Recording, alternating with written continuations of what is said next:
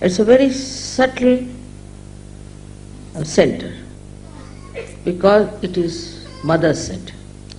It's impossible to understand the love of mother. Somebody who is oppressed by aggressive people or is threatened, intimidated, then a person starts losing faith in the powers of mother. So this center heart is to be looked after. Out of fear, if somebody is thrown onto the left side, away from the mother,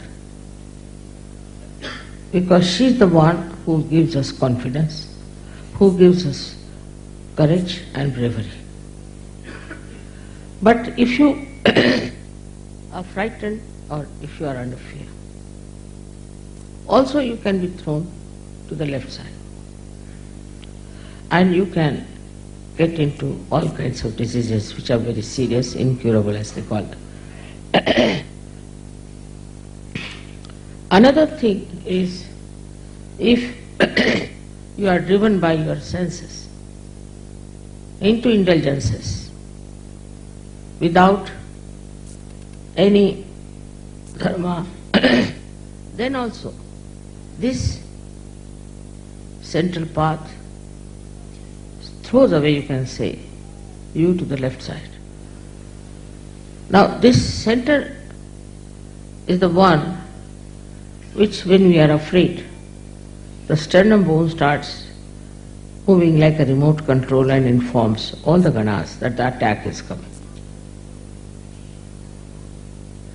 But when you deliberately go to the left side and get into indulgences, then they are not bothered. They said, all right, go ahead, do what you like, you can behave the way you want to behave. All these different types of movements towards the left takes you away from your mother. I'll tell you a story about somebody in America. He's a very old Sahajogi Indian. He came out of his shop where he was working and got into his car. There was one man sitting with a dagger. And he hit him with the dagger on the center heart. And this fellow started bleeding. He said, I don't know what happened to me, mother. I got such strength. I caught hold of him and I started fighting with him and I took the dagger from him. He had the handle and the dagger came into my hand. And the fellow ran away. But still I was not worried about my bleeding. What I did, I called my colleague who was coming out of the car. I ran after him. And he took me in his car for half an hour searching that fellow. They didn't go to the police. And then they went to the police. The police was surprised. The whole shirt was full of blood. He said nobody would believe. Even the police was shocked. For half an hour you were searching this fellow. Why didn't you come to the police? He said it would have taken half an hour for you to come, so we thought better do it ourselves. See the courage. Then of course he was taken to the hospital and he was all right. They stitched him up, but he's all right. That is the sign of a person who can never get any one of these horrible diseases, because there is no fear in his mind of any kind. And he's an Indian. He said, I've never even slapped my own children. I've never fought with anyone. I'm not a wrestler by any chance, nothing of the kind. But it happened. He says, I don't know from where I got this Shakti and how I did it, I just don't know. There are many stories like this I can tell you about Sahajogis and about so many saints, how they were never afraid of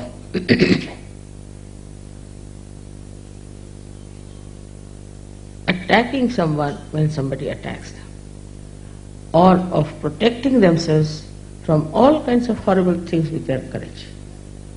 This is something one cannot believe sometimes, but it is happening every day I get letters from people how they have been courageous. If you believe in the goddess, then know that she is extremely powerful.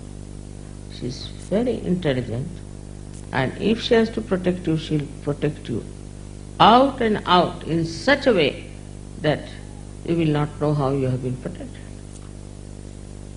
But this faith has to be developed.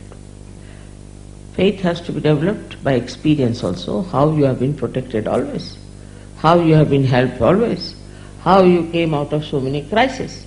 But despite that, if you get upset, worried, if some clouds appear in the sky of your life, then if you get upset, that means you are still weak. So first thing, if you are really worshipping the goddess, then you should have no worry at all of any kind, and you should have no fear at all. Go ahead, fearlessly. Whatever you are doing, do it fearlessly. But at the same time I have to tell you the other side, that one should not go about like a zombie. It doesn't mean that. Saying all kinds of nonsensical things of the right side.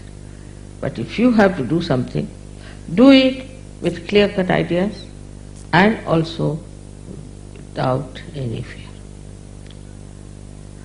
So all her powers will start manifesting it. A man who is fearless has nothing to worry about his sleep, his well-being, nothing. He is fearless. Again, I say fearless doesn't mean that you go on hitting everybody, saying all kinds of things. No. It means that you are fearless. Anybody who attacks you, you can always protect yourself. I mean, this story I told you because this was not a protection which was from within, like goddess protecting them, but actually protected himself. So the power had started working through. You should allow your mind, your body to project these powers. Otherwise we say here, pujas, everything, all right. And the power is there. But your mind, which tells you, no, this is not so. There are so many stories, so many miracles people have described about this. So first of all, you should not have any fear about it. If you have done nothing wrong, if you are on the right path, you will be always protected. Now remember this, you will be always protected. Remember this and believe in this, that I am always protected. This is something very difficult, because perhaps our mind gives ideas, oh God, what will happen now, what is going to happen, this thing, that. So first and foremost thing, as I said, is to be fearless, to make the goddess express herself. Now, if the leader of an army is a frightened personality, what will others do? Thus, you become dependent upon yourself. This faith also must be developed. I have seen people who are sick, so they must come and see me. Because they do not depend upon themselves, they can cure themselves. There is no need for them to come and see me. Now there are many cases where people have cured themselves, cured others, just with prayer. But the faith, when it is not mature, then they think I should treat them, I should touch them, I should do this, I should do that. I have stopped it. I used to do once upon a time. Reason is, now you depend upon yourself. Not only that you can help yourself, but you are going to help others. But if you do not have faith in yourself, that you can cure, you can look after yourself, you can protect yourself, so the whole thing becomes like all the time the mother has to do the job. Now you, first of all, you have to feed the little baby. All right? You can let him eat, look after him, do everything. But when he grows up, then he doesn't want his mother to feed you. In the same way, the Sahaja-yogis now, how many years have been working? You have to grow up, dignified, and you should mature so that you can yourself do things properly. This maturity is there because your mother has blessed you. All her powers she has given you, every. But one power of patience is difficult.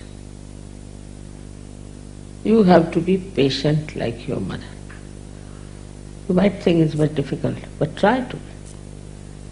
Must have patience, first of all, with yourself. I know many people who think they are spiritually nothing and they have not achieved anything. This is absolutely a sort of a escapism, that you want to escape your personality. Just see, if you introspect, you'll find out that you have developed into a real spiritual giant now. Nobody can touch you. You can do everything. You can look after yourself. You can support others. Whatever are the powers of all these that they were singing yesterday, all these powers are manifesting.